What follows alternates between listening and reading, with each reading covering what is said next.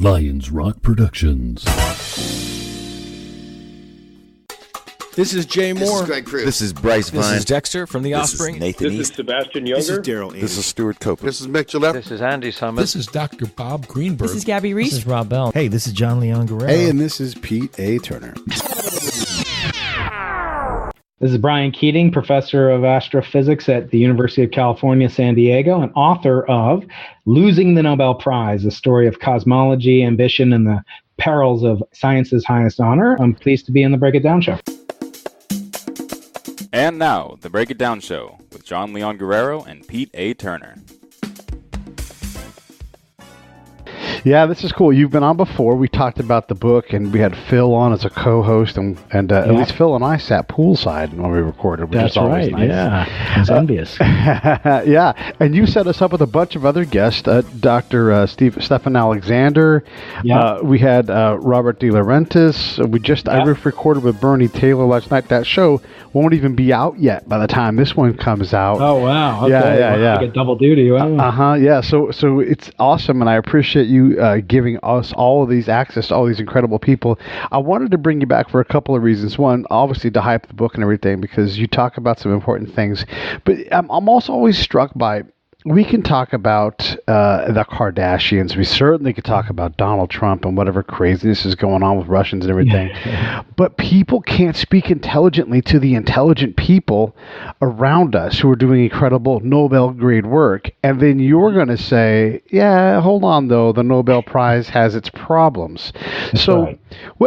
What is it? I mean, you PhDs, that's why I love talking to you guys, because you bring a level of intellect to the show that isn't found in other places. We don't go for sensational stuff for the most part. We're guilty of it a little bit, but right. But why not? Why aren't you PhDs constantly on things? You've got a license to talk extemporaneously in your field of study as an expert, and most everybody else that's out there talking doesn't. What is our problem with accepting this and ignoring things like, I can't tell you one single Nobel Prize winner for economics. I can't. I can barely maybe do a physics, and I'd be guessing. I'm not confident about it. What's wrong with us? Guess Einstein, Yeah. Okay. Well, I think people don't view the Nobel Prize in the same light in terms of the individuals who win it, but in terms of the prestige of the overall name of the Nobel Prize and what it means in society at large. I think that is appreciated by the vast numbers of humanity that at least that are kind of aware of such things. Yes, they don't have as many followers as a Kardashian, but by the same token, they're actually doing things that can lead to the betterment of the world. And I think that's quite important. Now, a lot of what they do is very arcane, very abstract, and requires a tremendous amount of background knowledge. But, I'm always reminded of that scene in A Few Good Men where Jack Nicholson says, you need me on that wall. You want me on that wall. And it's basically, people don't need to know the Nobel Prize winners' names. They need to know that people like the Nobel Prize winners exist in a society like ours in order to sleep safely at night, to use that movie's analogy. We need you on that telescope. We need you in that wall in Stockholm. We need you to get that gold medallion. Yeah, okay, so this week they just awarded the Nobel Prizes in 5 categories. Normally it's 6, but this year the Nobel Committee canceled the Nobel Prize in Literature owing to really serious allegations of sex abuse and economic impropriety by the highest levels of the Nobel Committee for Literature. So the Nobel higher ups decided they needed to cancel it for a 1-year stand down period. So instead of awarding 6 Nobel Prizes this week, they only awarded the 5. And then the Peace Prize is the big one, right? That comes out next week, right? That's right. They all come out. Well, they come out, by the time this show airs is this week. Yeah, exactly. They come out the first week of October. So physics, literature's canceled this year. Physics, chemistry, medicine. Economics, although it doesn't have the name Nobel Prize in Economics, you should know, because yes. Controversy owing to the great descendants, nephews of Alfred Nobel, etc. So yeah, these prizes are the most superlative for intellectual achievement and artistic achievement, usually when they're not canceled, that are known to exist. But you bring up the criticism that these things are gender skewed. You talk about, well, shoot, look at the bias in terms of President Obama. And this is not a political conversation. We're just having like a conversation about, Sure. the validity of President Obama's Peace Prize. And if we're going to do that, then we have to be able to say Donald Trump has managed to make North Korea a way less dangerous position than say, even a year ago, and all his predecessors weren't able to do that. And that seems we went from the what a lot of people were talking about and predicting was the brink of World War III, nuclear war, and now we don't have it. That seems pretty fucking important in terms of peace. And this isn't an endorsement of Donald Trump, but it is an indictment of the Nobel Peace Prize and the Nobel Prizes in general. Because if one's got a problem and can't even give an award out because they're going to stand themselves down for a year, if we do see a lot of male faces, if we do have questionable decisions about the Peace Prize, I don't know, what are your thoughts on that? Yeah, I agree. I mean, you look at it and you see, well, first of all, what is the greatest, force to avoid, create peace around the world? It's the United States military, in my opinion. And yet, good luck getting them to show up in Sweden and get awarded the Peace Prize. No, and typically they do it for political purposes and to advance an agenda. That's, it's their right. It's a private organization, essentially, although its interrelationship with the monarchy in Sweden is sort of interesting to delineate. But nevertheless, the prizes from their beginning have been politicized and used for advancement of different agendas. So I think, it depends on how seriously you want to take it. I mean, one of the double meanings of my book's title is that these nebulous, nefarious aspects that, probably are gender skewed in the beginning were skewed against, say, Jews were almost essentially forbidden by dint of the Nobel, selectors to win Nobel Prizes, that because of that, it, maybe doesn't represent the way that science is conducted nowadays. And it should be maybe, while it still has the prestige that it does, nothing guarantees that it will remain so golden and pure forever. And it's certainly the case that, places like Hollywood and Washington are having their Me Too moments, for good reason. And now it seems like perhaps the Nobel Prizes as well. Yeah, it's I guess nothing stands innocent in the Me Too era, and it's interesting that the folks that give these things out are so that they're struggling with their character as well. So let me ask you this then. All of the big academic fields have their own award, or two or three. What's the one in astrophysics that, like, if you could say, oh man, it would be awesome to win the whatever? What is that award? I mean, it is the Nobel Prize. There are prizes, as I often say, that are worth 3 to 10 times almost as much as the Nobel Prize. Mm-hmm. But it's been said on many occasions that people would trade those more financially rewarding prizes for one Nobel Prize, and even though it would come with a drastic pay cut, so to speak. So I think that there is this almost, I consider almost worship of the prize in some circles, and I was guilty of that myself, as I point out in my book, Losing the Nobel Prize. That I desperately wanted to win it, and I had my rationale for wanting to do so, to prove to myself, to prove to other people. The book is a memoir as well about what it's like to be a young scientist and pursue things, sometimes for the purity of the scientific quest, which is where I'm at now, and sometimes for the, for the desire for greater recognition and fame and longevity. There's tons of celebrities in Hollywood, but there's probably only a couple of dozen living Nobel laureates in physics. It's just the nature of the beast, the way that these things take so long to be vetted, and then by the time they are, these laureates are quite advanced in age. And so they come down through history as the paradigms of success as a scientist. So for astrophysics, no doubt the biggest prestige is the Nobel Prize. So when someone like Kip Thorne, who I can name as a Nobel Prize winner, and I believe it's for physics, he's a peer of yours. His ability to gather money easier because he's I need a research grant and I've done Nobel caliber work. Does that give him? Yeah, certainly there are impacts of people, once they win a Nobel Prize. It's more than just, well, they'll get, shuffled to the top perhaps in funding decisions, but, universities vie to have them, like a major league all-star. They want to recruit them to their university or their corporation to put them on their masthead. It burnishes their reputation, and Sure. then this is the highest kind of accolade that you can get in science. So there's a lot of money at stake. And in fact, if you go to a lot of websites of big corporations or big funding agencies in the U.S., it will list how many of their funded projects, were led by people who won the Nobel Prize. Universities do it all the time. They tout so-and-so went to my college as an undergraduate and won the Nobel Prize in physics. Does your book take you out of the running permanently for the Nobel Prize, since you are critical at times in the book? Yeah, I believe so. I mean, I believe that there's essentially very little chance. That doesn't disturb me. What disturbs me is that, I've gotten criticism from the Nobel Committee and the Nobel, that they don't criticize the substance necessarily. They quibble with some facts, et cetera, but they're not actually taking to heart the reforms that I suggest for the betterment of their own prize, which is that, they need to reevaluate the mission that Alfred Nobel intended and stop looking at it as a vehicle to, promote any other agenda than what Alfred Nobel wanted.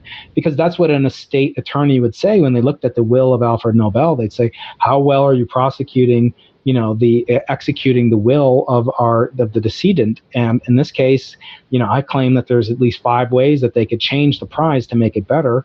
And I've even had people on the committee tell me that they agree with these proposals, but they're not going to do anything about it. Well, okay, so let's talk about what the old man did want then. What did he want from his prizes? Yeah, obviously, it started out just as the Peace Prize and grew into these other prizes too. Is that not correct? No, that's not correct. No, so nice. it started off as 5 prizes for peace, literature, physics, chemistry, and medicine. Then in 1968, almost 70 years after Alfred Nobel died, over 70 years after he died, they decided the Swedish central bank, which is like the Federal Reserve of Sweden, wanted to have a prize in economic sciences, so-called social science. So they created a prize that they didn't want to call the Nobel Prize in Economics, although almost everybody calls it that.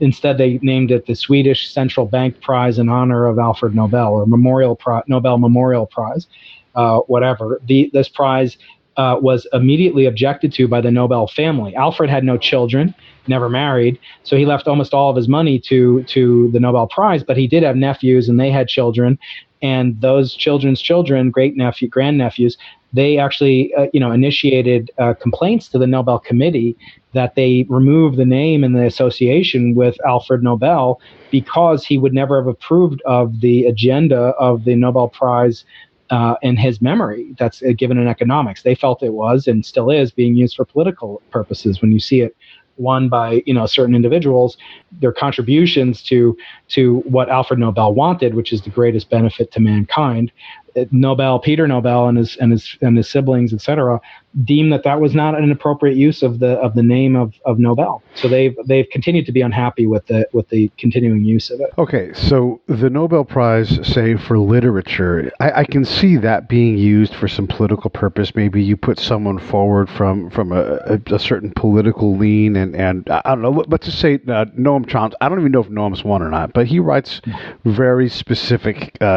Political side oriented. Yeah. He's a left guy. Yeah. So I can see like putting him up over, say, George Will, and I'm just using names, but yeah, sure. Is the same thing true like in astrophysics? Are there like damn no good hippies, or are there like racist bigot Yeah, I mean there have been in the past, in the very early years of the Nobel Prize. The Nobel Prize was awarded to a bunch of German and Austrian scientists, including someone who was Adolf Hitler's chief of Aryan physics. It was called Aryan physics, and they basically prevented Albert Einstein from getting a Nobel Prize for something like 15 or 17 years or so, basically because he was Jewish, and because once you win a Nobel Prize, you're entitled to nominate the following year and the rest of your life. You're entitled to nominate winners of the Nobel Prize for as long as you live. That this would entitle people, and you build up this this network of people that shared this antagonism towards Jewish scientists, and that's what many people think happened in the early part of the Nobel Prize's history. Now, I look now and see almost no women have ever won it. Only 2 have won it.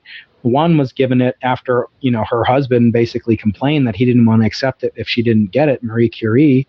And the second one won it last in 1963 right here at UC San Diego, Maria Gephardt Mayer.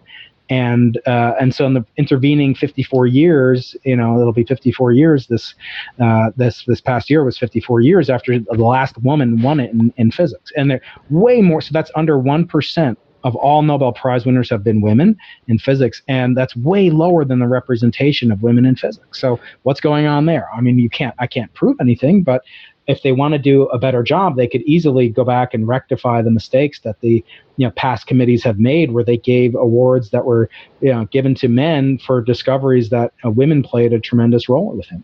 So, like you're saying, like if there's a research team and you're running it, but you have other people that are either peers or assistants who are all doing award grade contribution, they're just going to give it to you and not to the rest of the team. Or that's a risk. That's what happened with Kip Thorne and two other gentlemen last year. They won it, and the experiment that discovered the signals of gravitational waves from colliding black holes, there was a team of over 1,000 people.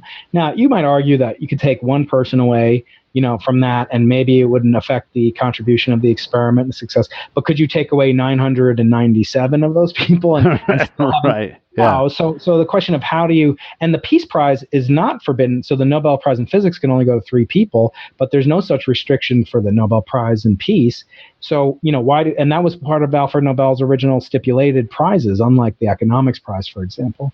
So how can you, make it more fair and more representative? Well, you could reward everybody who played a role and a significant role in it. And you could, give half the prize, as Al Gore won half the prize not too long ago in peace. Right. And then the other half went to hundreds of scientists working on this IPCC, global warming investigation, scientific investigation. And I'm proud to say we've had one of those guys on the show, Dr. Stephen cool. Running. Yeah, and we had a very practical and solid conversation on the climate, and it was great to have a guy that had, he was an expert in the climate, but we also could agree that folks that scratch coal out of the ground need to have a way to exist, and just saying you're done is not a humane way to do that. And then the fact that fossil fuels have just a load of energy in them, and to ignore that is to be foolish, because there are ways to use that stuff. And this is a guy that's like, I just want us to stop burning coal. That was his big thing.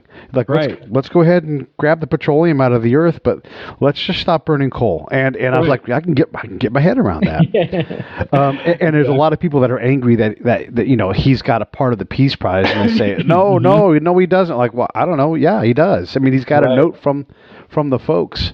Right, exactly. You're absolutely right. Yeah. So when Kip Thorne wins and the other 900 something are excluded, that doesn't sit well with me. Like, this is, and a lot of work is done this way, where, the work that's created, let's just say, like, there's some computer genius who's great on data. We learn about people that build AI robots all the time on my other show, Popping the Bubble. Everybody should listen to Popping the Bubble.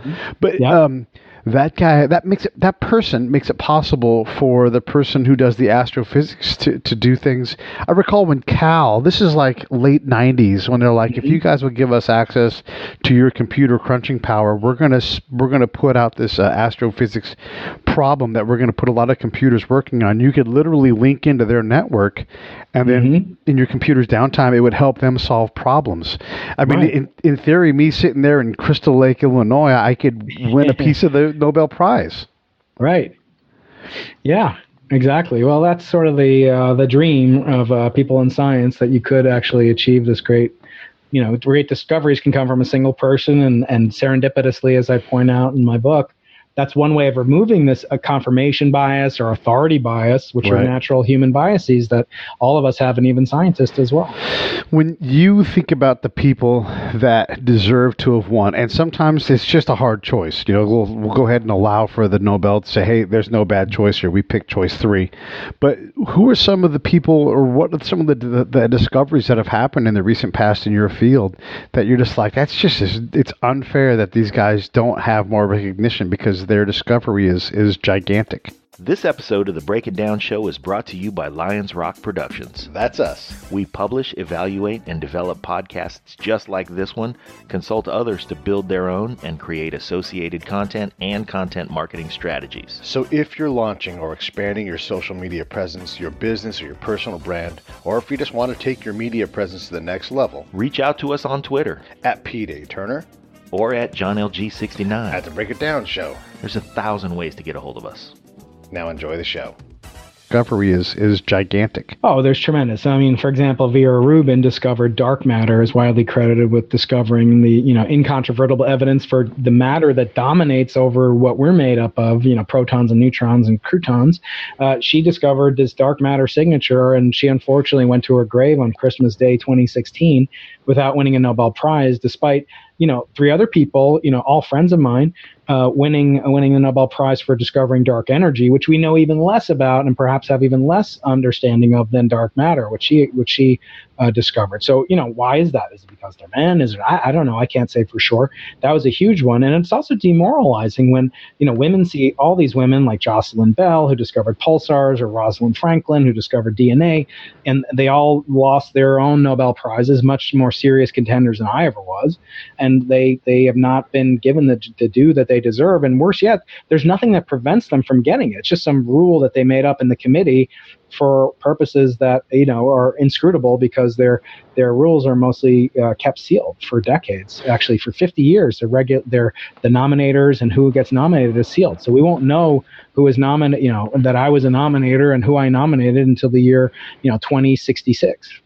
The good news is that a lot of this stuff is changing as we get more transparency in things, and I've been learning a lot about the blockchain. But these kind of things are going to be sortable, and voting will change in how we do things, and things like the Nobel Prize will either wane in significance or become more transparent, so that we can have anyone potentially win. Obviously, you've got to do the work that's that caliber, but it'll be less of a like the Rock and Roll Hall of Fame can pick whoever they want. If they want to bring Linda Ronstadt in, they should. Mm-hmm. But let's not find it shocking that there's only one female act a year that ever gets in. There's one headlining act, but they're putting on a show. Nobel Prize, I think we don't. It's sort of like they're not the WWE, but we know that they're trying to sell a package, and every year, that bill has to fit certain things. The Nobel Prize doesn't have that reputation yet, seems to be doing something similar. All right, I want to ask you. Yeah. In terms of the work that's being done now, that the papers aren't published yet, but people are close. Like I'm always fascinated about the Fermi paradox. Like the question for the audience is where are the people? If there are aliens, and surely there must be one other planet out there that's got something on it. Why aren't we finding things? And I think we talked about this a little bit in the last episode, but part of it is because everything is so damn far away. So what kind of stuff is interesting to you in terms of what's out there? I mean, obviously your own work, sure, we can talk about that, but who else is out there doing something that you're like, I hope they get this figured out? Oh, well, there's tremendous activity in what's called exoplanet research. I think, in the last couple minutes that we have together, the three most interesting things that I am, fascinated by all involve different origins, different big bangs. So there's the big bang of the universe, the origin of the universe, and what preceded it or what caused it in some sense, I'd like to know. Then there's the origin of life from non-life, from chemical elements, from how you get from, nitrogen, phosphorus, et cetera, to algae, to, chimpanzees, to bacteria, to Bach, the musician. Yeah. And then there's the origin of consciousness from unconsciousness or non-consciousness, and how that actually came into existence. These are three of the most perplexing things. And, I can only play a small role, or our role as scientists is so limited, our time is so limited, that we just have the barest amount of time to investigate what these answer solutions to these great mysteries of life can lead us. Yeah, I always talk to my friends who are, as we enter our middle age or continue to exist in our middle age, what the question I asked lately is, what would you rather lose the ability to use, your body, your mind, or your brain? And a lot of them struggle with mind, and I'm like, well, your mind is not your brain. Like, your brain can fail for chemical reasons, but like when you lose Right. the ability to deal in what we would all consider reality. That's your right. mind starts to break, and that's that consciousness that you're talking about. Cool. Well, listen, I know you've got things to do. I've got things to do. It's a super fast, down and dirty episode, but that's all right. We'll just have to have you on again. I would love that, Pete. I always love being on the show, and I'll keep referring you to people far wiser and more interesting than I am. So thank you so much for your Bernie time. broke my brain the other day, so it's fantastic. Awesome. Yeah, he's really cool. I'll get you some more names. Stefan is another amazing guy. I'm glad you had him on. And I have a couple more down here in San Diego. We're the capital of the intellectual universe in my mind. Yeah, well, you got the best weather and the best brains. That's right.